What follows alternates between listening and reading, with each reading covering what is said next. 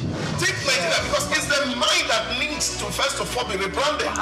It said it's going to be putting Nigerian labor, Nigeria content and materials first. If you say Nigeria first and it is just us down here that, are pushing that agenda, it's going to be a big struggle. Do you think Nigerian firms, Nigerian organizations should start looking at getting their staff involved in this market or buying to keep for their staff? Within this side, let's also learn citizen diplomacy. See something. This is SOUQ Business Landscape. Good afternoon and welcome to SOUQ Business Landscape. I am Omobola Sandra, and it's good to have you with us. On today's episode, we'll be unpacking some key developments shaping Nigeria's economic outlook. Inflation is easing slightly, but food prices remain a concern for households and producers alike. We'll also take a look at the central bank's recent forex intervention, the growing interest of the United States in the Lagos Free Trade Zone, and the global economic ripple effects of rising tensions in the Middle East. I have with me here Mr. Oyinpreye, I have Moyo, and I have Olumide. We'll be breaking it all down, what it means for policy, business, and the average Nigerian. We'll take a short break, and we'll be right back. Take Nigeria because it's the mind that needs to first of all be rebranded. It said it's going to be putting Nigerian labor, Nigeria content and materials first. If you say Nigeria first and it is just us down here that, are pushing that agenda, it's going to be a big struggle. Do you think Nigerian firms, Nigerian organizations should start looking at getting their staff involved in this market or buying to keep for their staff? Within this side, let's also learn citizen diplomacy. See something. This is SOUQ Business Landscape. All right, thank you for staying with us. It is still SOUQ Business Landscape. I still remain Omobola Sandra, and I have with me here in the studio very amazing gentlemen as we dig deep into the economic policies and developments shaping our country. I'll start with Mr. Oyinpreye. Good afternoon. How are you doing? I'm fine. Good afternoon to you. I understand we just pulled you in. But, that's why you are you. You're always, in the zone. Don't even start. All right, and then we have Moyosore Adebiyi. How are you doing? I'm good. I'm good, Omobola. Thank you so much for having me. And also we have the media juggernaut. Every time I remind myself, I need to check the meaning of juggernaut. But I just always forget, and I just remember Olumide. How are you doing, Olumide? I'm good. It's a pleasure to be here. Are we good, though? How do we feel? Benue and all? Oh, no. Yeah, it's, No. It's disheartening. It is disheartening. It is disheartening. And More needs to be done, actually. So much more needs to be done. And I had to bring the Benue conversation in one way or the other because we know Benue to be the food basket of the nation. And we're going to be talking about Nigeria's inflation very soon and also food inflation one way or the other. It was projected that in 2025, Nigeria could go into famine. Are we looking at that at this time? I'll start with the first story. Nigeria's inflation rate slowed in May 2025, offering slight relief for businesses and households. The National Bureau of Statistics says inflation eased to 22.97%, down from 23.71% in April. This signals a slower pace of price increases across goods and services. Year-on-year headline inflation dropped sharply from 33.95% recorded in May last year. However, food inflation remains a key concern. Standing at 21.14%, prices of staples like yam, cassava, maize flour, and pepper continue to rise, keeping pressure on food producers and consumers. Urban inflation now stands at 23.1%, while rural inflation is at 22.70%.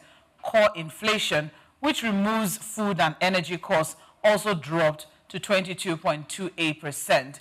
Experts say while the decline is positive, businesses must still navigate high input costs and fragile consumer demand. It's a serious issue, and it's something that a lot of people would probably be celebrating at this time. Inflation is dropping and all of that. But at the root of it all, we still have, to battle food inflation, and then with growing concerns as regards security and all of that. The CBN has tried what it can as regards, salvaging the inflation issues. But then people are still asking questions as regards, fiscal policies as well to buffer or to support, the inflation situation that we have found ourselves at this time now. So my question will just go to, are we really going in a good direction? Is this something that we should, this decline, the inflation decline, is this something that we should celebrate now, or we should still sit back and look at the real issues? First of all, if you look at the chairman or the leader of the organized private sector, he pointed out something very, very key that we should look at. He said the government should come and tell us how inflation declined. If the amount of because food, goods and services are still expensive. goods and services are still expensive. The prices of goods and services are still high up there, and people are still complaining. Nothing has changed. So what happened? How did the inflation go down? Because what do you mean by inflation declining? If inflation is declining, that means the money in the pocket of the man could afford more goods. Could afford more goods. That means the purchasing power of the man will be strengthened to buy more goods. But is that true as we speak? A perfect example of which you just painted, or when you reference you made to Benue, is key to observe, because even while I was watching that clip from Very Dark Man, and they got to a particular place where they pointed the food storage of the community that was burnt to the ground, and they were asking, he extended a question to one of the persons showing him around and said, how much was it? He said he runs to, he mentioned about 20-something million, 20-something million naira for that community where they house, and they were just busy scrambling the ground. See, I think enough if the government is going to say, we have a plan to make sure that we have about 4 times recycling harvest period when it comes to agriculture in Nigeria. And then Aseni is saying we are trying to work around if we can use through information technology development or engineering tools where we can have like 3 cycles of harvest for farmers in the country. Then we should not be looking at just tackling crisis to make sure we tackle agricultural. We should be looking at tackling crisis rather, so that we can get down to the roots of the matter. Because the rice that is being produced locally and the farmers that go to the farm to harvest those rice, they cannot do that. If they are in places like Benue State, as we speak now, there will be fear everywhere because there could be a reprisal attack that is being nursed somewhere. So if we are looking at, government should also know that if you are taking care of something, this morning we're having a conversation, and the person said, look, if you want to handle the same statement we've made on this table, time with that number, you are planning for $1 trillion economy. And you know that in order to make that a reality, you need to take care of the power problem that we have for us to really harness power to get into that stage where we're talking about industrialization. Then we can. But if you don't take care of that, and we are busy putting every other thing in place, power is fundamental to industrialization. Right. So it's just going to go, the same thing that has to do with this inflation. If you want to do that, can you just make food cheap? And if we're going to make food cheap, there are so many other innovations that the government can bring to work for it to happen. But all these are just paperwork of inflation decline. If it does not reflect in the pocket of the man, then forget it. Thank you very much, Oyinpreye. So core inflation is declining, but food inflation is still on the rise. What's the difference? Like food inflation is in core. But I think they mean one of the core, I guess. No, but because core doesn't, have food and energy in it. It just means other stuff. All right, but then you now have, because there's a lot actually going on at this point now, because you have headline inflation, you have core inflation, you have food inflation, and so on sort. But core inflation has declined. People are saying, oh, look, CBN's policies seem to be working, might be working. But then the fact that food inflation on one hand is still on the rise, doesn't that one way or the other erode whatever gains that might have been gotten from the decline in core inflation, especially looking at the fact that food takes up about 60% of household spending in Nigeria. And it's not core. History here now. So what do you think, Olumide, at this point now? Because a lot of people are saying, oh, wow, look at that, it's declining. But really? I think, first of all, what brought about this decline in inflation has to do with the rebasing of the consumer price index. And the base year was brought from 2009 to 2024. So that's what we are just seeing. It doesn't have to do with anything like that. Now, if you look at food inflation, what's actually causing it? You mentioned one of it, insecurity. Look at what's happening in Benue. Poor infrastructure, road networks, heavy dependence on even imported goods. Yes. These are some of the things that is causing food inflation. Now, you said make food cheap. Well, how do we even harvest this food for instance to make it cheap? So there's a supply issue. There's a supply issue. So there's a supply issue, there's security issue, and okay, the supply issue is from the security issue. Yes. Okay. Not just that. I mean, there are many other than security. We also talk about the transportation, Logistics. of bringing. So it's a full supply chain problem deficit going on. Also, I mean, security-wise, we really need to tighten that up. I think because most times we see these numbers on the news and it just feels like a statistic, but these are real human beings. This is a tragedy, and we hear this one too many times. Even if we take away the economic impact of the lives that we've lost, right? Even just we shouldn't have to live in a country where things like this are an issue. That we come to the table and this is what we're talking. Upon that, we now also have to deal with the fact that farmlands are getting burnt and eroded, and so many things are going wrong. It's really, really, really sad. And sometimes I feel like we're always looking at the symptoms and not the root cause. There's so many issues here. Even the forex injection that the government are planning to do. It's like, this is just, you're treating headache for somebody that has cancer. You're giving the person aspirin when you should be giving them chemo. So these are the issues. It's hard to get into. One other thing is that they are telling us that the reason why they are saying that the inflation is declining is because the increase and the rise of things, of food, is the pace at which it is increasing is not the same with the way it decreased last year. See, when conversations like that come up, so I am trying to reason what it was pre-renewed up era. All right, it's 40%. It was 40%. Now it's 21.something%. They are telling 21.14%, and they are saying, oh, you see, and that's not because the government did anything magic. It's because of the rebasing. Okay, thank you very much. So it's because of the rebasing. So we'll begin to ask questions.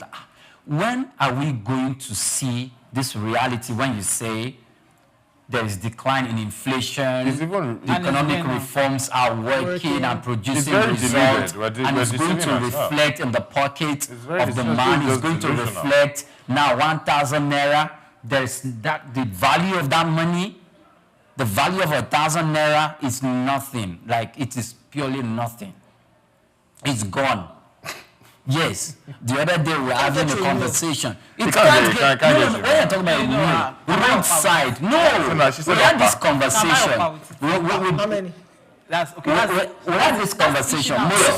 Moyo, you remember we were talking about how 1,000 naira can fetch you roadside meal. That this, now you're looking of, we're talking about roadside meal. No, 1,500 naira can't even fetch what you. you just said now, it just reminded us of the fact that we had a conversation some weeks ago as regards the fact that it is even cheaper now to eat out than to cook. Sometimes, If you look at it from that aspect again, it's cheaper for you to just eat by the roadside than to buy, because then when they were teaching us budgeting and planning and how to, spend within your means and all of that, they said, oh, it's cheaper for you to buy this in bulk, and then have it at home. But you can't even afford to buy in bulk now. Because they're very expensive. Everything is expensive. Even to buy in small quantities is very expensive. So it's cheaper for me to just 500 and 1,000. I just buy something and then I eat and at eat least water. you're at peace and you can go to bed. Because people don't talk about the expense of energy that it would take to go and even buy these foodstuffs in the first instance. Now we are not looking at cooperative. That we will start doing joint cooperative because foods are so expensive. It is very serious. There are a lot of Nigerians out there who now are adding money together so that people can go and buy in bulk, so that at least they can get it cheaper and the margin is not too high. That's how bad things are getting. No, it is not. The government does not understand. I remember previously, was it in Obasanjo administration? One of the senators came out and they were talking about Nigerians. I want to reference something, and they were talking about inflation and how difficult it is for the man at the head of society to get food to eat.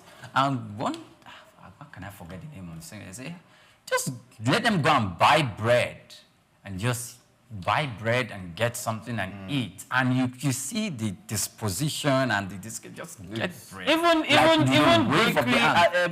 bakery owners association of Nigeria have spoken out that flour is now expensive, and yet, so bread is now also expensive. Yeah. So even if it's bread, so somebody said they will share, but corn for us, and whether or not we are still going to have access to that corn at this rate, is also highly debatable. But the truth of the matter is that the central bank may be doing what it needs to get done, because textbook speaking, they are doing what is necessary as the monetary policy committee that they are. Mm-hmm. Monetary policies are coming on board and it's working. We can see it from the core inflation dropping. But still, this food inflation is a supply chain issue, is a security issue, logistics issue. That falls under the purview of the fiscal policies. And the fiscal policies falls under the government. And that's where the government now needs to step in. Because I feel like at this point, if we're celebrating core inflation dropping, and then we are still looking at food inflation, I don't think we're really, because food and energy is actually, a major driving. Again, I think I might have for to, households and businesses. I might have to go back to the drawing board and really assess what core inflation really is, because things are still expensive. I don't know about you, but everything's still, the transportation is still high, everything is still expensive. Hey, when it goes up, it doesn't come down. It doesn't come down. When you even look at it from a business perspective, for business owners, operation cost is skyrocketing on a daily. So if food and if food and investments are an issue, running your company and all of that, if it's an issue, then what exactly are we gaining from this figure that they're announcing, that it has dropped? I'm trying to wrap. I'm really trying the decline. The decline. Where is it declining? It must be my quality of life. Let's try and look for some certain solutions. I feel for Lagos State, for instance, their food bank is something that can be replicated. I think we have about 2 of them in Lagos. If we can have more for 20 million people. Hold on. Food banks are getting their food from somewhere. If the agricultural zones in the country are battling insecurity, even these food banks, they will not be functional. Struggle. That's the unfortunate truth. Yes, I understand that. We can have that. And I'm also thinking of government coming up with food subsidies, like having food stamps and all that. Let's try to. Somebody's going to the last time we had some conversation, it was. So the thing is, unfortunately, we have to take another short break at this time. Now we still have 2 to 3 more other stories that we need to dig deep into. The central bank is looking at injecting $580 million into the economy. Stay with us. Take Nigeria, because it's the mind that needs to first of all be rebranded. Said is going to be putting Nigerian labor, Nigeria content and materials first. If you say Nigeria first and it is just us down here that are pushing that agenda, it's going to be a big struggle. Do you think Nigerian firms, Nigerian organizations should start looking at getting their staff involved in this market, or buying to keep for their staff? Within this side, let's also learn citizen diplomacy. See something. This is SOUQ Business Landscape. Thank you for staying with us. This is still SOUQ Business Landscape. On to the next story. The Central Bank of Nigeria has injected $580 million into the foreign exchange market in May 2025 to stabilize the Naira amid high dollar demand and falling oil revenues. This intervention helped ease pressure as the Naira, which had weakened to 1,614 per dollar earlier in the month, closed at 1,586 Naira 15 kobo per dollar by month end. Now, despite the modest recovery, external reserves dropped to $38.045 billion, raising concerns about the long-term impact of frequent interventions. However, improved diaspora remittances cleared International Monetary Fund obligations, and Moody's recent upgrade of Nigeria's credit rating continue to strengthen market confidence and investor sentiment. Now, strengthen market confidence and investor sentiment with frequent intervention. I don't know, that sounds very contradictory.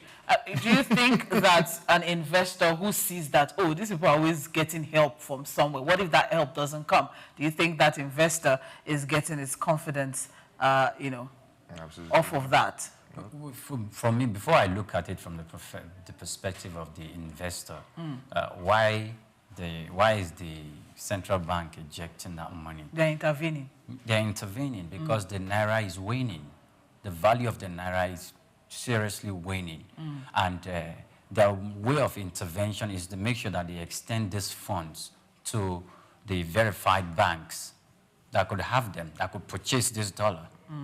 Probably, maybe not at the official price, but at the price in which they can equally sell and make back some money. It's not the first, it's not the second, It's not the third time that they'll be doing that. They'll be doing that, but that's because, as it is now, the Naira is how much? 1,600, and so, and in order for them to not to do this, one of the bases or the way you can support the strength of the Naira is to make sure that our foreign reserve is high up there. And if we look at it very well, it has depleted from $40 billion now to $38.014 billion or so, about $38 billion. So it is continually reducing and it's going down. And the Central Bank of Nigeria, Mr. Olumide Sokoya, you know, through these policies that we've talked about in the first program too, needed to strengthen the Naira to cushion the effect. Because if we depend only on the foreign reserve to strengthen the Naira, it's not going to do that, and it is depleting. And if you look at it, one of the ways that we can also make sure that our Naira is strengthened, if we have a destination where we are always exporting goods to, and because when we carry out export, we are supposed to be earning in dollar. Because if we earn in the dollar, it is going to strengthen the Nigerian Naira. Yes. And one other thing that is working against the depletion of the value of the Nigerian Naira is lots of demand for the dollar by Nigerians or by businesses. Or maybe some businesses in the country or some organizations in the country that pay their staff in dollars. In that particular sense, the Naira becomes, there's less demand for it in that little window. So for us to do that, we have to make sure that we are, like, for example, some time ago, Taiwan is not a sovereign state. So we had, during Babangida's administration, sorry, it's very, very far, we had a business or economic mission. Taiwan had an economic mission in Nigeria, and it was in the Federal Capital Territory. So China is like, yes, so China is like, okay, there's this grant that we need to give Nigeria. And if we are going to give Nigeria this grant, Babangida's administration has shown that it is in relationship with Taiwan. In fact, they equally gave them an economic mission in Federal Capital Territory. And it is only sovereign states that are allowed to have foreign missions in the capital of a different country. And he knows China does not recognize Taiwan as a sovereign state because there's this diplomatic row. So when they say we are going to invest like $40 billion in the continent of Africa, and Nigeria needs to partake, to have a chunk of that money. So he told, yes, I'm rounding up now. So he told, they knew that the body language that, look, just tell Taiwan, because they already have their offices in Lagos, and they are now also in the Federal Capital Territory. That administration had to use body language to tell Taiwan to go back to Lagos. That means it has taken away that status that, look, you are recognized as a sovereign state where you need to have your mission in the Federal Capital Territory, which is in Abuja. So please kindly relocate back to. But if you look at the economic value for which that business was done in the first place is because we're exporting lots of materials, lots of product to Taiwan, and we are earning in dollars. And that made our foreign reserve, to increase. Olumide, frequent interventions, do you think it's sustainable? Because the truth of the matter is, the more we do this, it just reveals that, demand is higher than supply at this point now. Do you think we can sustain it? Do you think we can afford it? First of all, this $580 million injection, I believe it might drain our foreign reserves and all that. That's number one. But I don't even see how it addressed the underlying factor, just like Priye mentioned, low income earnings. Apart from oil, what are we exporting? So how are we earning? Human beings. When elections comes now, there's going to be a We're not exporting human beings. Brain drain, syndrome, brain drain. Because according to the report, diaspora remittances seem to be, buffering one way or the other. That's the report that we're getting. That the fact that we now have more diaspora remittances, even though that one as well is not supposed to be something that we're supposed to be proud of. Do you understand? Exactly, but it's helping one way or the other. But Karen, please. Yeah. So elections come. There's heavy reliance on. In fact, dollar goes into extinction. Why? I'm not going into that. Please, let's leave that. You can. Let's leave that alone. We also have heavy reliance on imported goods. What are we producing and what are we consuming? That's another thing. I don't want to even go into the politics of that also. So it's a whole lot of things to look at. So I see it as just a fire brigade approach. Experts have always said that let's encourage producing more, let's encourage exporting more, so that, yes, more money can be, repatriated back to Nigeria. I think at the end of the day, we know the basic things that we have to do. If you're not growing your exports, if you are not attracting long-term capital and foreign investment, then you're just fooling yourself. You continue to inject, and it becomes another subsidy part two, so to speak. That's exactly what this is shaping up to be. We have to go to the root of the issue and tackle it head on. Or else this is we're just sort of like fooling ourselves. The business environment, the business environment is not very favorable. Everybody's complaining about increased operational costs and whatnot. These are things you need to tackle. We are still largely a very extractive nation. We don't process things, we don't export things, we don't do anything of that nature primarily, and we should. It's not enough for us to be calling ourselves a mega city up and down. If it doesn't reflect that true nature, then we're fooling ourselves. One other aspect to turn the other way around. Let's assume the government or the CBN does not inject cash, does not inject some dollar into the system to cushion or to help the Naira to stand this test. Things are going to be more expensive. Okay. Because the value of the Naira is going to continue to plummet. And when it continues to plummet, automatically it's just going to be that the price of commodities are going to keep on going up. Oh, that's the same. That's the same mindset with subsidies. That's why you reduce subsidies so the industry can be sustainable. So if they do that, they understand the economic dynamics. That look, it is time for us to inject this fund. If we do not do this, the people are going to they are even going to be more angry. Okay, so why is this the one? Why is this the one? So why intervention? Why are we pumping why this one? Why is this one okay? You just talked about root cause when we're talking about core inflation, food inflation. Yes, I did. The root cause. Yes. We have a serious issue. Let us look at diversification, non-oil exports. There are so many things Nigeria has.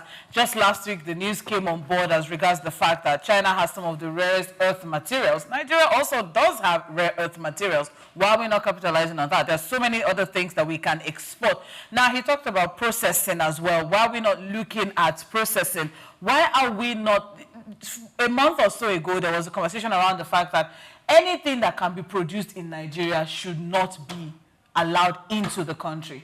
If we can have access to this, then it shouldn't be allowed into the country. Yes, it may, trigger some, bilateral, conversation. It may trigger some international, discomfort and all of that. But we need to look inward and see what we have in here. Why do we have to wait until every six months the CBN comes and injects? Even if we start today, to do what? To do all these recommendations to correct the anomaly in the economic system, in the Nigerian economy, even if we start today, we're not going to start yielding the result in the next 3 months. We started yielding the result in almost in less than a year. No. We started reaping the fact that we have a functional refinery in the country in less than a year. 3 months is different than a year.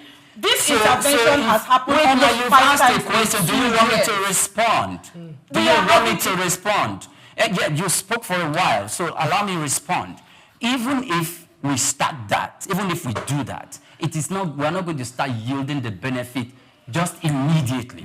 And even if we're not going to start yielding it immediately, the government still stands in the position to make sure it intervenes. And it's still going to intervene through this means that we're doing it, until we know that the actions, the interventions from the government or the system that we are trying to build, even if it is by way of private individuals coming into the frame, or business or government itself coming in to take a core aspect of where it provides farms and employ people to come and work in it. Even before we do that, the government needs to come in and intervene. Yes, there are times that people have called, even Lamido Sanusi has spoke about these interventions, and that it's high time we need to stop. However, we have not, because there is need for us to continue doing this. Yes, at the moment. And the government, we can't really all of the time blame the government in doing that. I completely disagree. A journey of 1,000 miles starts with a step, right? It starts from... So even if we're not going to get there in 3 months, let us we must actually start. I don't know. I don't know if it is not start. No. Even before they start, what are the signs that they even want to start? You see, the issue is not saying that, oh, yes, we can't reap the dividends. We understand that Nigeria's problems can't be solved in a month. It can't be solved in 4 years. We understand all of that. But there is nothing that is even pointing us towards the fact that we are trying to resolve this issue. No, there's a proverb that says the chick that will grow into a chicken tomorrow, you will start seeing from the egg. Today. Great, I like that proverb. Olumide, before I said something, so it must start somewhere. Let's not also forget that the CBN has also tried to curb these BDC operators for a while. The corruption there, it's still there. It's trying to curb BDC operation.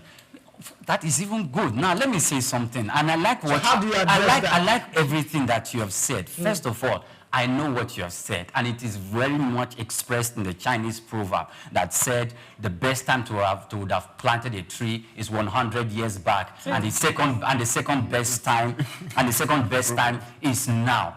So if it is now, recently we heard that, okay, what is the sign? Because Omobola was asking, what is the sign that we want to start? Have we not seen, even in reports, that the government is trying to revive and to resuscitate the Ajaokuta steel? Have we not seen that? How long? No, that just was like a few days ago. This is like a few days ago. Of course. So you said something that let us see that the government wants to start. It's planning. Let us see the government is planning and wants to start. Okay, is that not a body language? It takes nothing that shows that no. We cannot say. We've talked about you asked a question that look, if the government wants to start, I'm telling you, I mentioned that Jaokuta, which is one, that the government wants to start. We have equally seen when you mentioned the BDCs, that's what are they called? Is it the Bureau de Change? Yeah.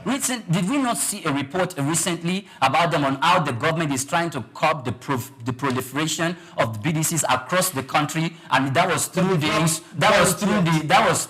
institutional instrument of Securities and Exchange Commission and the Central Bank of Nigeria, where they were assigning. Okay, fine. They moved it from 2023 to 2024 to 2025, and now they've moved it to December 2026 or 2025. For them but at least there is action, and we can see it, action on ground, to make sure for them to recapitalize, because they want to make sure that that particular domain is strengthened for businesses to operate. There are other issues, because if you say what is on ground for us to be doing that, I can keep on pointing out some of the economic policies Don't and policies give me one more, of the give me one more. No, government. give me one The more. 3 million tech program that the current administration is doing, that even 117,000 youths have been trained in line with Right, that. in your defense, wait, hold on. So let me just even say this. The non-resident BVN thing. That's what we talked also about. helps, We talked about the fact that remittances and people stuff. abroad are the ones that are now supporting our country. So we don't have people See, inside that are unable Foreign to do that. remittances.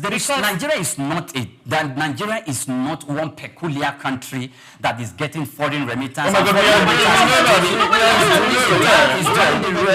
just saying is that the scale of it and how reliant we are on it. I don't think the government is relying Not the on government, we foreign the remittances. people. The remittances are for us. Oh, the remittances for you because you have a sibling abroad who's working, having a good life, and he's sending some money back home. There is nothing wrong with that. Thank you very much, Mr. Oyinpreye. Can we now look at the debt servicing aspect of this, because we keep doing this. We're also looking at the fact that it's going to be a lot of pressure on debt servicing as well. So thank you very much, Mr. Oyinpreye. You're welcome.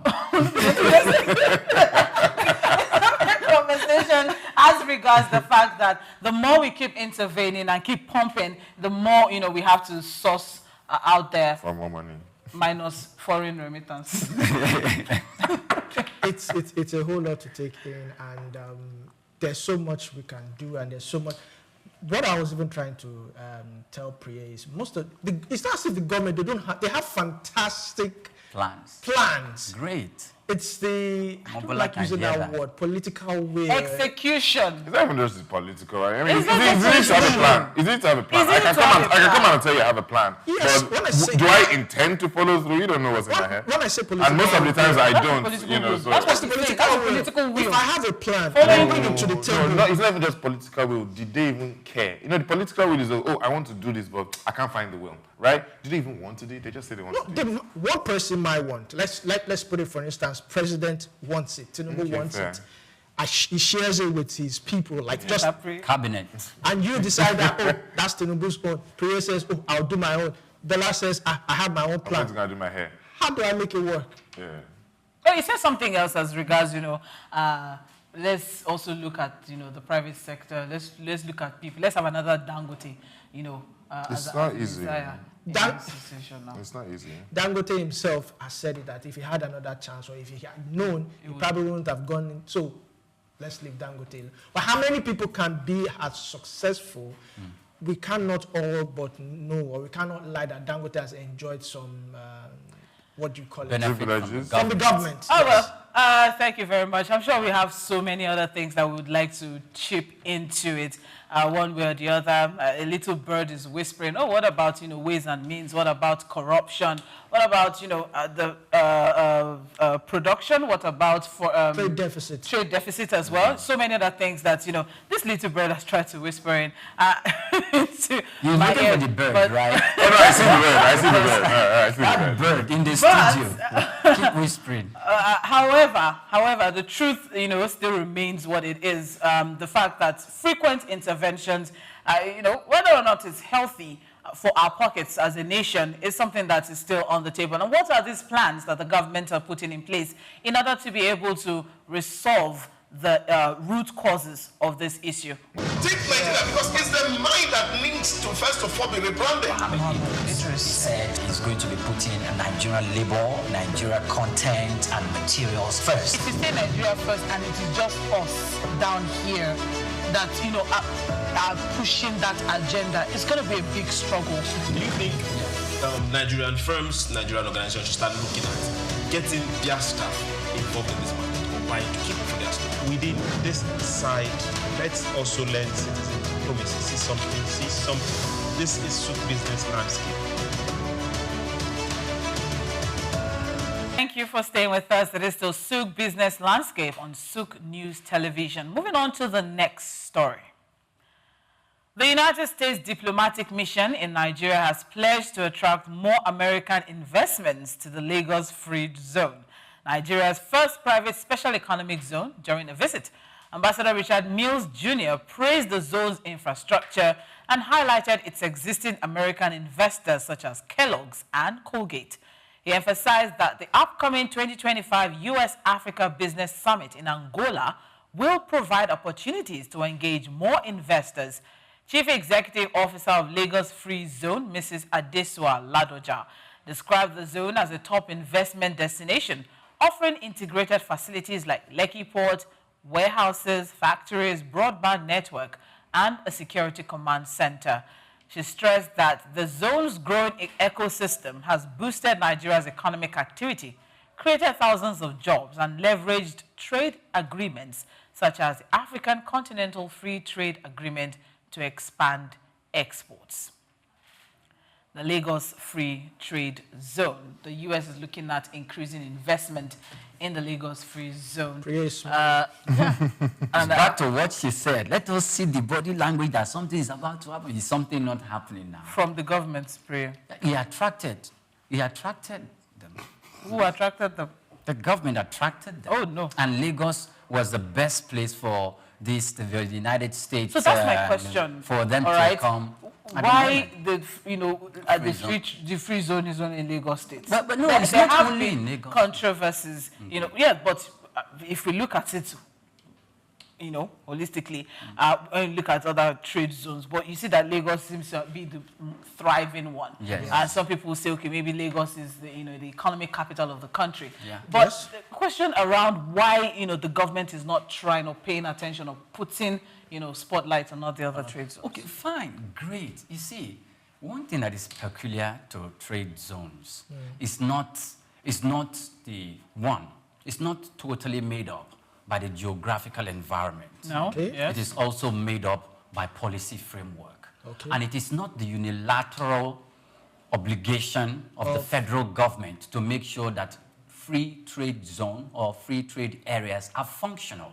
The state in which they are domiciled must equally play their role. And you and I, we are well aware that Lagos State is playing its role in terms of providing infrastructure to attract these companies to come make their investment here. Most of the startups in the country, they have offices in Lagos. And of course, that is not completely because Lagos is the center of excellence. It's because the Woo and Woo, organization-wise, they are here. Major communication companies, they are here. All other organizations that are driven by business and taking advantage of the massive population of Lagos State is here. Look at the roads.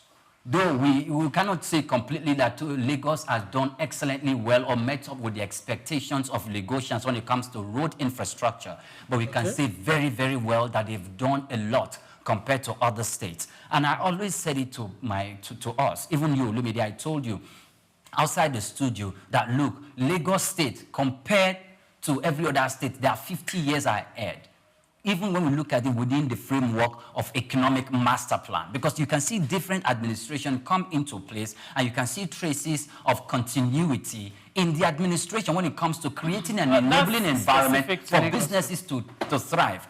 This particular, we are not surprised why American embassy is making this move and trying to tell the government that, look, we are going to attract more American companies to come and invest in this zone, which is now in Lagos. Let other states and the chief executives of other states make their states business attractive to investors by setting up the necessary infrastructure for them to come in. It's not an obligation, and neither did the federal government say, look, investors, come into Nigeria, the way you're coming to Nigeria, make sure you come to Lagos. Fair enough, yes. But we also understand that Lagos has a lot of leverage, as in that aspect. Lagos has been built right from time, as the economic center. It was the former capital of the country, for crying out loud. It was also the port for a lot of things back in the days. But thank you very much, Mr. Priye. Now let's look at,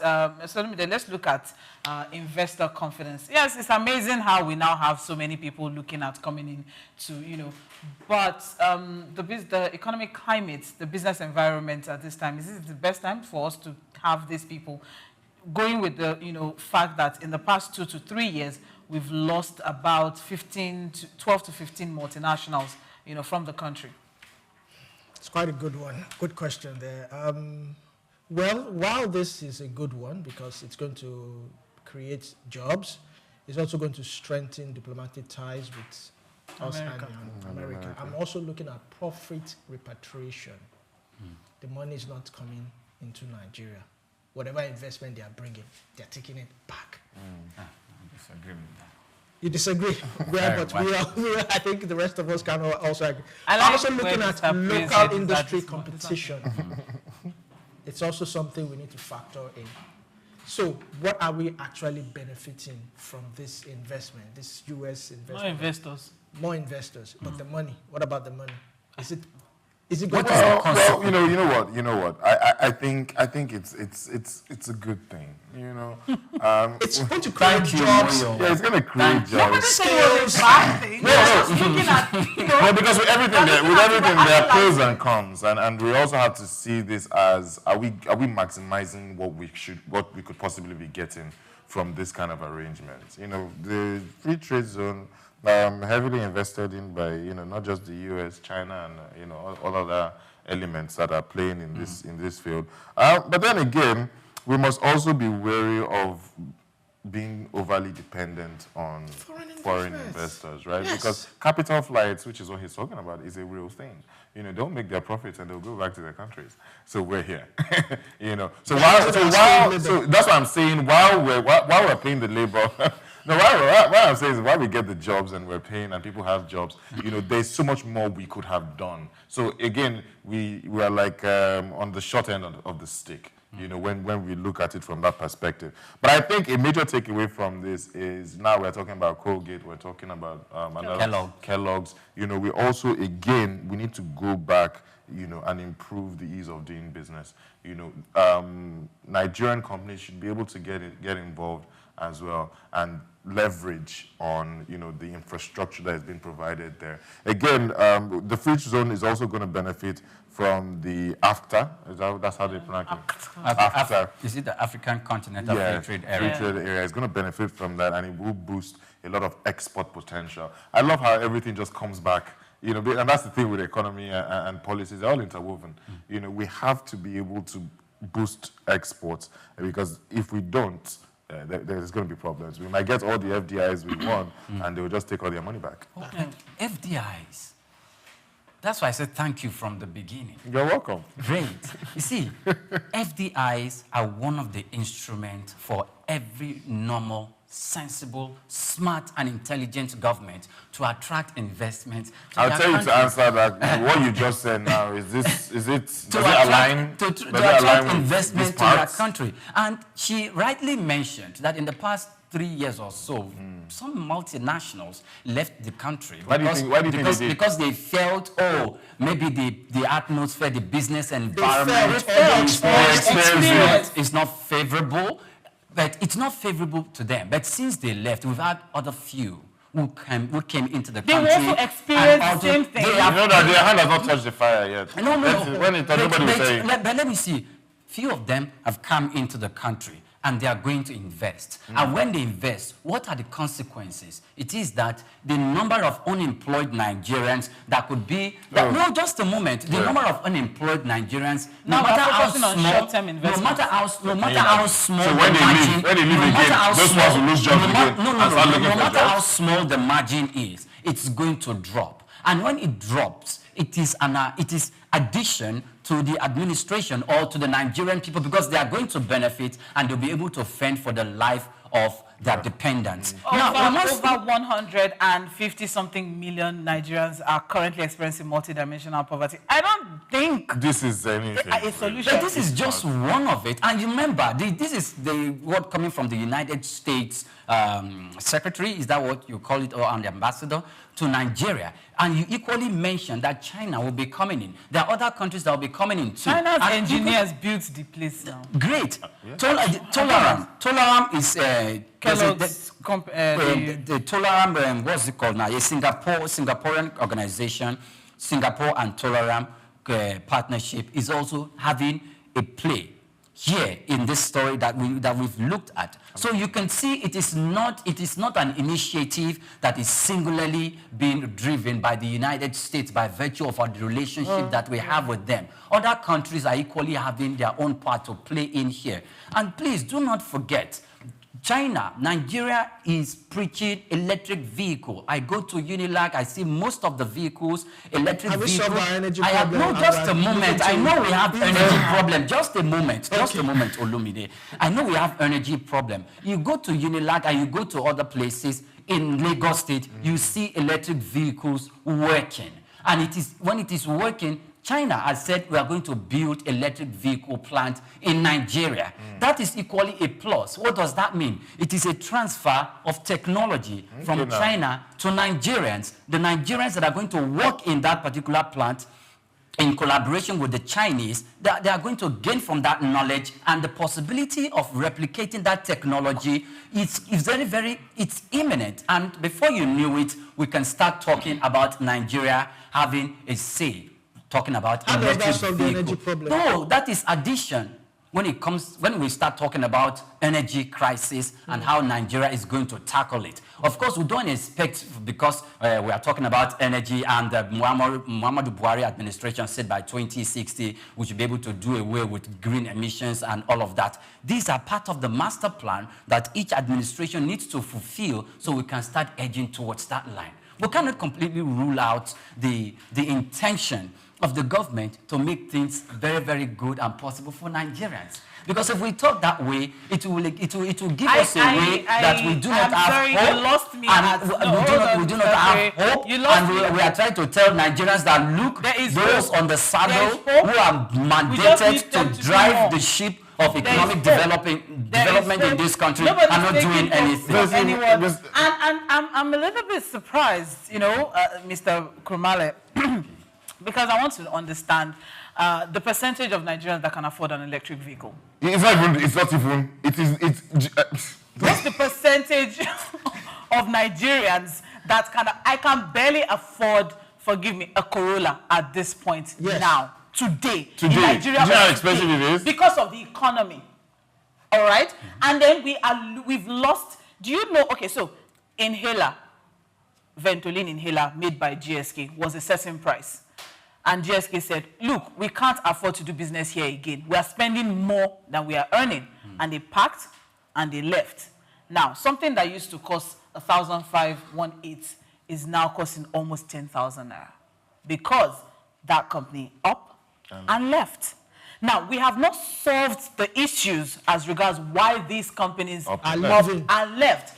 But no, we are celebrating new ones coming in. So are we looking at short-term investments? Only let them come, spend 2 years, see our problem, and then they up and go. But it's all right. The bar is really low. We're very thankful for this particular, this approach. It's not a fire brigade approach. We are very thankful for it. It's a free trade zone. Let's not forget that there are also a lot of incentives and perks that they get to enjoy. So at the end of the day, I'm glad you know that. Are we really excited about this? I don't know, because it's good for them. They get to get a lot of rebates. They get to enjoy some tax holidays. They get to enjoy certain things. And then, we just get to have companies in the country. Moving on to the next story. Thank you. The group of 7, the G7 summits in Canada, leaders have called for urgent de-escalation. However, United States President Donald Trump left the summit early to coordinate Washington's response after Iran warned of further retaliatory action, raising fears of prolonged military confrontation. Global oil and gold prices have surged. Markets react to the growing threat of disrupted energy flows through the Strait of Hormuz, a critical artery for global oil exports for developing economies, particularly in Africa. The rising cost of crude directly threatens household budgets, fuels, inflation, and may slow down post-pandemic recovery efforts, with supply chains at risk and trade flows vulnerable. Central banks may be forced to tighten fiscal policies, placing additional pressure on fragile economies. The G7 leaders have stressed the need for dialogue, but Iran's demand for an Israeli military pause before any negotiations leave the situation uncertain. The prolonged instability could widen global inequality gaps as vulnerable economies struggle with higher import costs, currency pressures, and reduced investor confidence. Experts warn that unless alternative energy diversification and stronger regional trade frameworks are pursued, developing nations may face significant setbacks in growth, job creation, and poverty reduction efforts. We're talking geopolitical economy now, and the impact of what is happening in our neighbors' private rooms, and what is going to happen or how it's going to affect us. Earlier on, we're talking about, diversification, non-oil exports, what we can do, what more can we do as a country, as Africa, actually. And, it's very unfortunate that these things are affecting us, because if we look at it deeply, should it? It really shouldn't. Because we can, stand on our own. All of these things, may or should only affect, the Western countries, because there are certain things that we can depend on as Africans, as Nigerians, without, when these things happen, to be like, oh, okay, we have something that we can fall back to. Yeah. But, it's unfortunate that now we have been caught in this crossfire. Okay, so first of all, in the international political arena, no country is an island. No country. Not even the United States of America, as big, mighty, the world's biggest economy as they are not independent. They depend on other countries too for some critical needs, and they get it. If not, they won't be talking about tightening up or suspending the current economic battle and tariff fight they are having with China. So the Strait of Hormuz is going to, there's a threat from Iran that they are going to block it if Israel continues to pummel their military and their nuclear sites and all of that. They are going to block it. And if they block it, that means most of the most of the shipments that goes through that canal are going to take an alternative route that will be has a very, very long stretch. Yeah. It's more time consuming, and because if they do that, it's going to disrupt logistical timing and all of that, and that will lead to the increase that, like you said, that was in the story. But the thing is, how this is going to affect Africa, and that is where we need to be very, very sincere and open. Nobody expected that what happened between Russia and Ukraine will affect the cost of bread in Nigeria. Yes, and in other African countries. So if it has happened before, it has happened twice, and it kept happening, and we could see the consequences economically, we can see it, then I think it is incumbent for us as a country, not just one administration, to take a long-term plan. And this is going to affect our foreign policy. It's going to affect the way we do business with other countries and with the option or with the priority to protecting ourselves. And I don't think we have done enough in that sense. All right. My question was actually looking at the fact that the reason why I zoned into Nigeria or zoned into Africa is because we are heavily dependent on imports. And that's what I meant when, if only there are certain things that we can actually fall back on when things like this arise. But it's unfortunate that, this is where we are. But what says you, Olumide? Well, it's going to lead to a global inflation surge. Just like you rightly said, higher oil prices will raise the cost of transportation, food, and all that, especially import-dependent countries. Like us. Well, that's what Moyo said. So, and there's this saying, when two elephants fight, not that Iran is an elephant, the other one might be. Well, the Middle East is when two elephants fight, we know who suffers. I'm not referring to any continent or country. But we understand. Yeah. So what can we now do? You said it. Who thought that flour or Russia and Ukraine would affect flour and all that? It did, actually. It did, because Ukraine is the third largest exporter of grain. Yeah. It did. Imagine. That affect the cost of bread. But we have grain. That's what I'm saying. That's where I'm going. Exactly. And it's we should be able to affecting be us. falling That's what we're back talking on about. things because we have some of these things. But See, we all these smile when we Because get they've been giving us body language for 60 years. into the government is not going to build bread manufacturing Oh, my companies goodness. for Oh my you. goodness. It is a private business. Private individuals will establish that you can do that. Instead of buying the Corolla you talked about, you can use should the open a money- bakery. Open Did you a hear? bakery. Okay. That Open a will bakery. suffice. Where The we got the government flour cannot. from? The government, of course. No, we have farms. it's where they We sell- have where they farms. sell- So how do you go to the We farm? have farms. Yes. Okay, fine. We know terrorists ravaged the farms. Okay, so but we are not supposed all of to it. And we provide have to security. understand. We have to understand that yes, Yes. Nigeria, as we speak, agriculture, we are performing below expectation because this is the area for which we're doing something very, very tangible, something very, very strong that upheld our economy before the advent of oil. And since the advent of oil, we've deviated from that path. However, not all farms in the country are being ravaged by bandits or by terrorists. And even those who do pasta, those who still do bread in the country, where are they getting their source from? So if you jump into the business You mean the today, Dangote? not everyone is important. Not everyone is important. Not everyone imports cassava flour for pasta or for bread for cassava But you bread. can't Not compare everyone Dangote is is getting important. his I'm not talking from- about We import Dangote. toothpicks. What I'm can't we import? talking about Dangote. Not everyone is important. If everyone is indeed important, I don't think you'll be buying bread as though it's expensive compared to the average man on the street, but I don't think you can get it for that price. You get it 3 times that amount. Thank you very much, sir, because before I go, No, you seem to be thanking me all the time. You're It doing means I'm amazing. doing something good. you're yes, doing yes, amazing. You're very much welcome. Yes, yeah. I'll just say obviously the Middle East is a hot spot. So things happen there.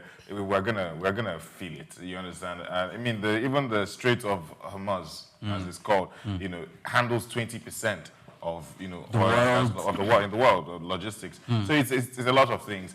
For us in Africa, who we don't have very diverse energy sources, this might not exactly be an ideal situation for us. But I guess when problems like this come up, it tells you where you're lacking and the things that you have to do to make it better. That's about it. I just hope we don't suffer, interest rates don't rise because Yes, that's another. and stuff like that. No, But, there's tendency for that to there's a happen. high tendency that Yes. happens. But I'm trying to be optimistic. Apparently, I've been a bit negative. Thank you too. That's right. Thanks to Mr. Prices Krumale. He has showed a high level of Of hope. optimism. I started feeling like I was hopeless. I like it. So I think let's just My look hope at the is positives. renewed. Yeah, renewed hope. Oh, great. That's right. Is renewed this afternoon by Mr. Krumale. That's right. Not by an administration. All right. Okay. Thank you very much. You're very much welcome. But man, I don't know. I wish you all the best. All right, so that's the wrap. That's a wrap for today on SOUQ Business Landscape. Thank you for staying with us.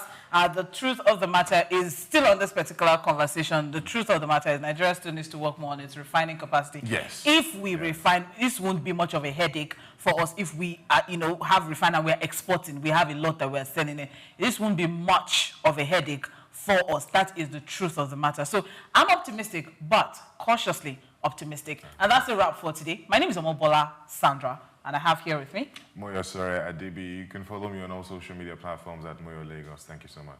Mr. Olumide. Olumide Sokoya, media juggernaut on all social media platforms. Okay. And I'm Oyinpreye Krumale. Oyinpreye 8 at Instagram, Oyinpreye 5 at Twitter. Thank you. This number is still an issue for me. We need to get back to that. Thank you very much. Join us again next time. Take Nigeria because it's the mind that needs to first of all be rebranded. Idris said he's going to be putting Nigerian labor, Nigeria content and materials first. If you say Nigeria first and it is just us down here that, are pushing that agenda, it's going to be a big struggle. Do you think Nigerian firms, Nigerian organizations should start looking at getting their staff involved in this market or buying to keep for their staff? Within this side, let's also learn citizens. See something. This is SOUQ Business Landscape.